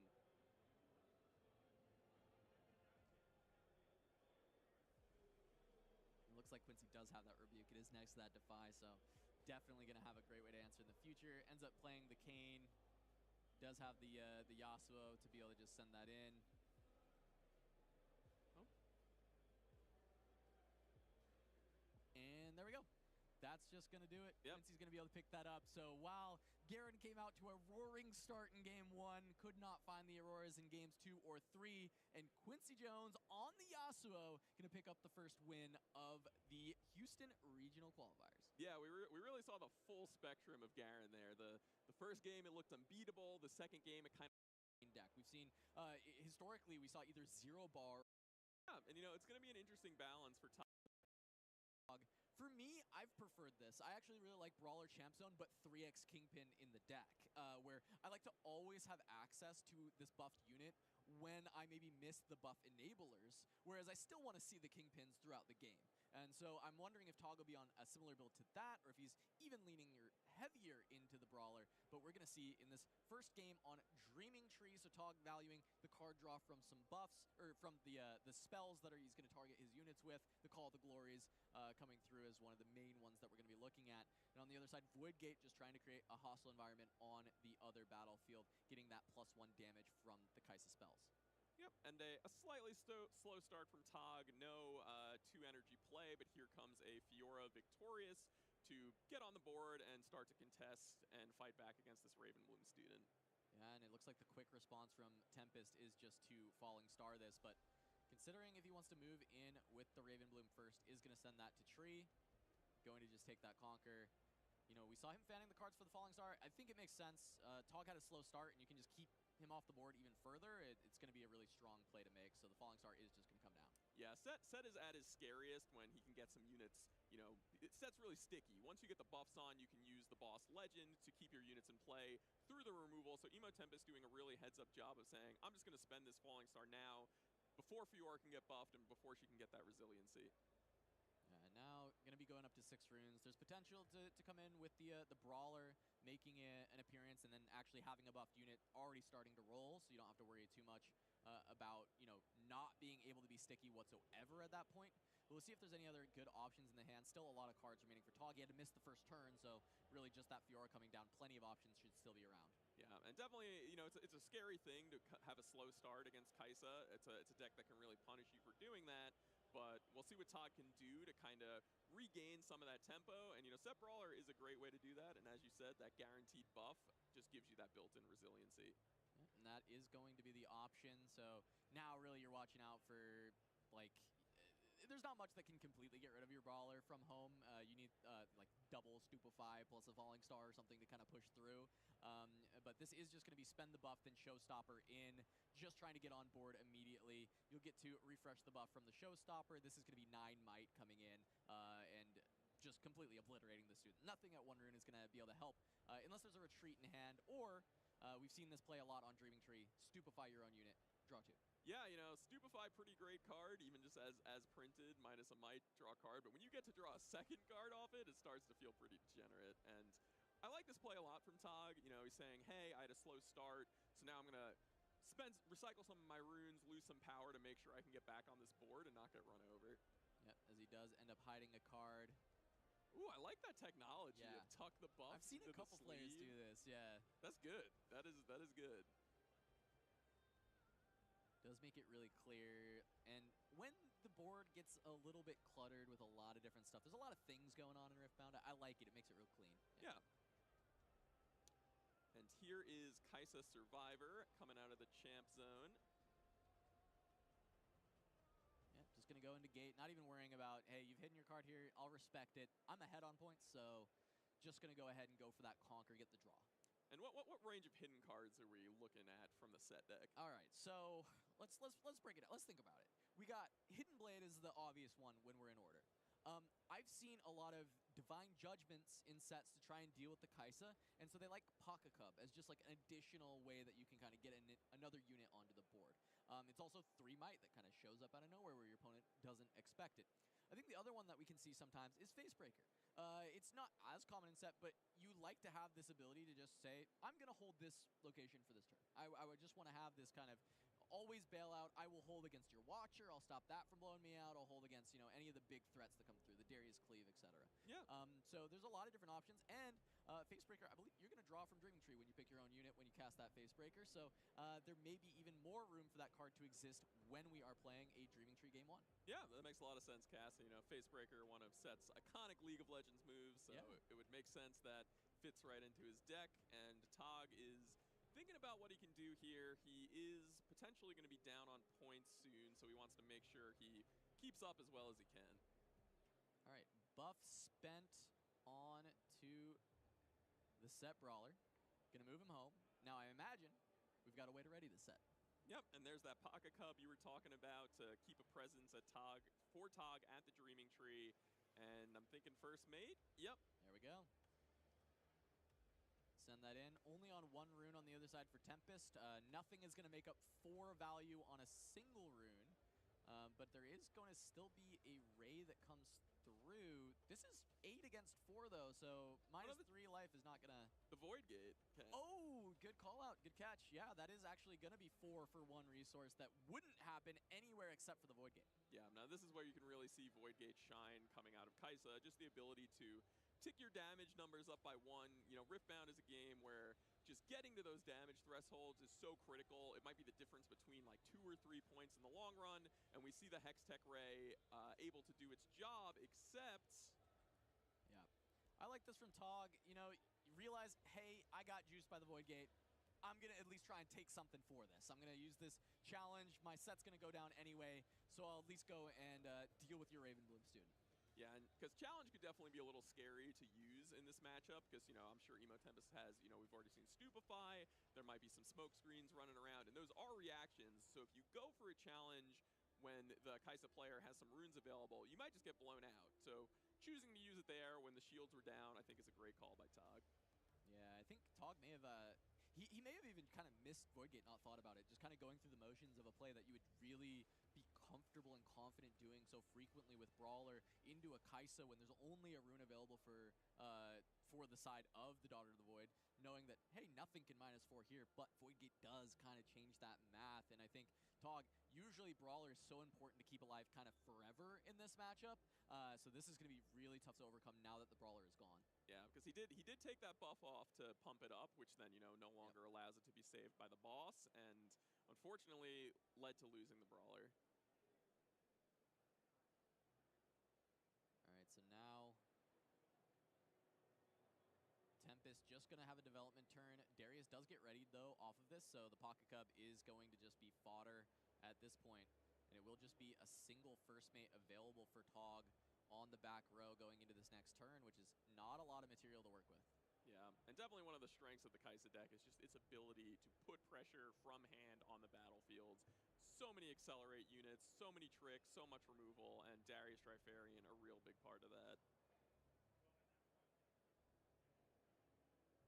See what the next steps can be for Tog. If this is a list that has the Kingpin's main deck, something like a Kingpin plus Showstopper is a lot of value that can still come out with this amount of runes. And, well, there's a Kingpin. I wonder if the Showstopper is there to back it up to deal with this Darius. I would not be surprised, because it does feel like such a good setup. is immediately what it is. That is going to be a Kingpin showstopper coming through for Tog to deal with the Darius onto the Dreaming Tree. And you called out at the start of this matchup, Kingpin with that buff, going to be able to dodge out on Falling Star. That 7 might is so impactful. Yeah, Tog doing exactly what he needed to do to not fall too far behind in this game to have a chance that is going to wipe up Darius. And now what I really like about this play is now Tog has a pretty strong foothold, and he does have a great option for the boss legend. Because even if Emo Tempest can find a way to threaten this set, he could just, you know, spend the buff, spend a power, put him back into base for next turn. All right, so we'll see. One of the big notable things, too, is there are the Cleaves, but Cleave Hopeful doesn't get over the 7. Cleave Darius does, and that's something that Tog has to be aware of. But, of course, having the buff on Kingpin, even if that is the case, you know, worst case, yes, you lose out on your set. The Cleave Darius comes through. You still can save it with loss. Yeah, it does feel like when you're playing against Set, and I'm sure Emo Tempest is feeling this right now, it kind of is like a long-term losing battle because, like, when you are trading your cards for their buffs, eventually they're just going to build up such a large army because their units aren't actually dying. So Emo Tempest has to walk a really tight line to make sure they're navigating that effectively, and they have so far. Let's see if they can keep it up. Yeah, as Tog is going to lose out the first mate just to the Hopeful straight away. And I think he's recognizing, hey, that may end up indicating that you've got something else to come deal with my set on the other side. A couple of showstoppers already played, so Emo Tempest doesn't have to worry about any more of, well, one more of them for the rest of the game. Yeah, and definitely really, really powerful signature spell for Set. Really good way for, you know, both get those buffs on for the boss and kind of leverage getting into battlefields, especially if you slip behind a bit. Tempest considering the options, but I've got to imagine that this is going to be a Darius Cleave setup. But no, maybe not. Going to start with Sentry at least. Ah, I see why the ordering in this way. Actually, just enough runes to play it. So now the Darius, as the second card, gets to come in, ready. And when he runs into the Dreaming Tree, you can now cast the Cleave and get the draw. So really good sequencing from Emo Tempest. Yeah, Emo Tempest just really maximizing all his cards, turning Tog's Dreaming Tree against him a bit here, and you know the Cleave's going to be an extra draw, and it will get the buff off Set and kick him back to the base. Yeah, very low econ for Tog, just going to be Awakening with only 3 runes. Going to be able to get those last 2 up to 5, which is not a ton. It's usually enough for this deck to kind of manage, as I think I saw a Pit Rookie in hand, which, you know, you can just buff up this Kingpin and be able to take either of these battlefields. But we did see Tempest just rip one of those Thousand-Tailed Watchers off the top of the deck, which is another way that they're going to just act from hand, get the Conquer, and being at 5, not being able to win immediately on this next turn, but still putting the pressure on Tog, getting up to that 7-point threshold. Yeah, definitely wouldn't count Tog out just yet, but he's certainly playing from behind. This is kind of roughly exactly where Kaisa wants to be, keeping Set pretty cleanly on the back foot and allowing those really powerful, expensive cards like Thousand-Tailed Watcher to come into play and do their thing, and it'll be interesting to see if Emo goes for it this turn. And that is going to be up to 6 points. So even if Emo Tempest is not able to take the Dreaming Tree this turn, on the subsequent turn, Emo Tempest is threatening the win. Yeah, always an interesting decision in these spots on, because, you know, getting that 7th point, sometimes it's just really not something you need to do, and it is going to be better to just amass your forces to go for the 7-8 in a 1-2 punch in a single turn, especially something like Set, because if, you know, the Thousand-Tailed Watcher is used here, that Set is buffed once again and will get to survive and go back to the base. Yeah. But we do see it come down here. Yeah, and especially, I mean, it's a really good call that you make, right? Being at 6 with a Watcher in hand, there's really a lot of reason to potentially just not play this. Because next turn, if you have your forces back at home, you've got enough might at your base, you play the Watcher, it's almost impossible. It's really hard for Tog to actually, like, manage that from that spot. But one big note that we have to make here is there are 5 runes on the side of Tog, which means he's going to 7, and we've seen Divine Judgment Set make this kind of big splash, and if that gets played, you can't play this Watcher anymore that's sitting in your hand. Yeah, and I imagine a big deciding factor here for Emo Tempest is I'm seeing a little bit of his hand here. It looks like he's just on double Hextech Ray and Cleave, so if he didn't play the Thousand-Tailed Watcher, there would have been no development, which, you know, that never feels great. So gonna use the Thousand-Tailed Watcher and hope that that's enough to get a hold and win this game. Yeah, and because the boss has to save Kingpin in that way, Divine Judgment couldn't even be deployed anyway, but you wouldn't even want to with that Thousand-Tailed Watcher being kind of that thing that's been deployed at this just gets to keep another rune available to send this Ray at the Pit Rookie when it tries to come in. Yep. And Tog's just going to scoop it up. And that is game 1 here in the Kai'Sa set matchup. Really kind of just got to see Kai'Sa put on a clinic, do everything it wanted to do. Set put up a good fight back, but was unable to really kind of get over that hump, especially after missing the first unit play. Yeah, that's been the big thing with this matchup. Now, of course, missing turn 1 for Set, that's always going to make a huge difference in the game. But also, it's like there are these opportunities for Kai'Sa to have answers to the units, whether it is answer them twice by being able to win with unit combat, make the boss be activated, and then win with like a falling star on the back line, or even just continually beat down these units so that Set is required to be on such low economy that you can kind of still get there. And this time we did see kind of a misstep from Tog into the Void Gate, which cost him Brawler, and that might have been the difference maker. And we'll see if in game on his against Kai'Sa have the option to maybe bring in those unyielding spirits that maybe weren't in the main board, which can help quite a bit for this matchup. And when it comes to the battlefields, we are going to get the Grove of the God Willow for Set, and now Kai'Sa's Dreaming Tree. And I wonder if it was a read from Emo Tempest, like, hey, I know a lot of these Set builds are liking Dreaming Tree game 1. Maybe I can get value of holding back my Dreaming Tree and having 2 Dreaming Tree games to play. Yeah, 2 really powerful battlefields on the board for this game. Lots of extra cards that could potentially be drawn here. We might be in for a slugfest between these 2 players, and a much better start for Tog this time. He's able to get on the board and, you know, get some stuff buffed up early, which I think is going to help him out a ton. Yeah, a lot of tech pieces for Tog in hand already. We talked about the Unyielding Spirit, and we mentioned the Divine Judgment, and both of which are actually in Tog's hand to start this game. And so because he has the Divine Judgment in hand, whoa, that is a crazy card for a Kai'Sa deck to be playing as well, and RE Inquisitive. But I want to mention the Divine Judgment changes Tog's game plan a little bit because he will want to develop a good Divine Judgment board and not spend too many runes on power early so he can actually cast it. Yeah, and you know, I actually love this RE Inquisitive from Emo Tempest because I think from the Kai'Sa side, you just know that your set opponent is going to bring in cards like Unyielding. And if you have like a Cathian Rain, like theoretically it's your best card, but when it gets countered for 1 energy, 1 power, if that exchange happens, you're probably losing. So I could see a world where Emo Tempest said, I'm not going to risk it. I'm not going to try to get this Acathian Rain through. I'm going to pivot to this RE Inquisitive plan because Unyielding Spirit does nothing to stop RE Inquisitive.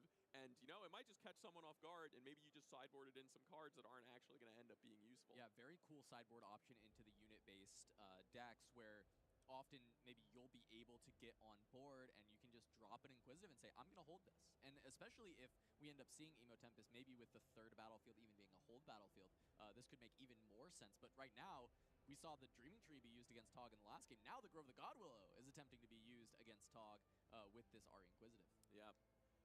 Emo Tempest doing his best, you know, RE impression and just being like, hey, I'm going to hold the Grove of the God Willow. Tog coming in saying, no, you aren't, and at least getting a trade out for the RE Inquisitive. Yeah, now considering if he wants to pay the buff to save the Cythria, so he's just going to hold on that, says, hey, let me think on this trigger. And it looks like just going to get 1 energy ready to go and send 1 to the bottom. Yeah, and you know, as it stands, the Watchful Sentry is still at the Grove of the God Willow. We might see the extra draws start rolling in, and it's definitely the kind of thing that once you hold it once, you hold it twice, things can really snowball out of control. Yeah, and it looks like Emo Tempest is going to get it for this turn. The buff's going to come out. Cythria, you know, spending the buff to save her, and then she just gets a new one from the set Brawler getting played. But, oh, maybe not. Brawler comes from the champ zone. It is going to be a showstopper. So, yeah, Tog really does not want to allow that to be a hold for Emo Tempest. Need to deny the cards. Yeah. Now, I like that decision a lot from Tog. He's saying, hey, I know this is going to cost me a lot of resources through my runes, but you just can't let the Kai'Sa deck just get to draw a ton of cards for free, or they will bury you. And this is very costly, right? You know, I mentioned that oftentimes when you see the Divine Judgment, the plan pivots to not spending a lot of runes early, but Tog recognizing that to create a board state that actually serves Divine Judgment being a good play, I actually have to invest a lot of runes on this turn, and that is 1 for the Showstopper, 1 for the boss, and 1 for the Brawler. So this is 3 full runes being utilized by Tog on this turn. Definitely, but it has at least set him up with a pretty stable board that I think Emo Tempest is going to have a hard time dealing with easily, and as you can see, instead of trying to fight what's already there, he's just going to go over to the Dreaming Tree himself, get a draw from that Kai'Sa Conquer trigger, and see what he could do against the units on a later turn. Yeah, I'm going to get a draw from that God Willow. It's also put Tog at a cadence where he is going up to 5 runes now, 7 on the next turn, so that Divine Judgment might still be able to find that, that next out.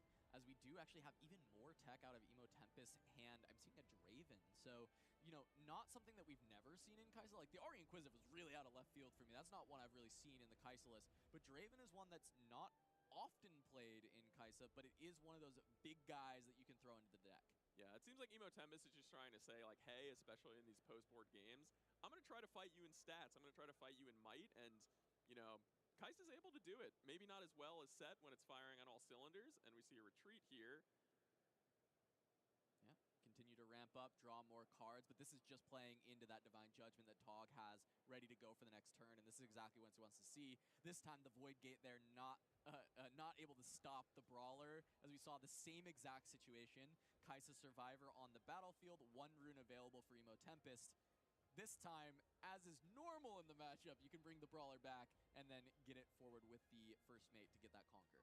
Yeah, and it's pretty cool. I think I happened to see 2 Call to Glories in Tog's hand, so he's kind of got a lot of tools to make sure he keeps his units in play, wins these critical combats. And I will say, you know, Emo Tempest might be, hey, I'm going to play around the first Call to Glory, but playing around 2 is usually really, really hard. Yeah, and this turn, you know, Emo Tempest plays out a lot of little things, which is going to be rough when Tog reveals the Divine Judgment. I think it's going to come out in this turn.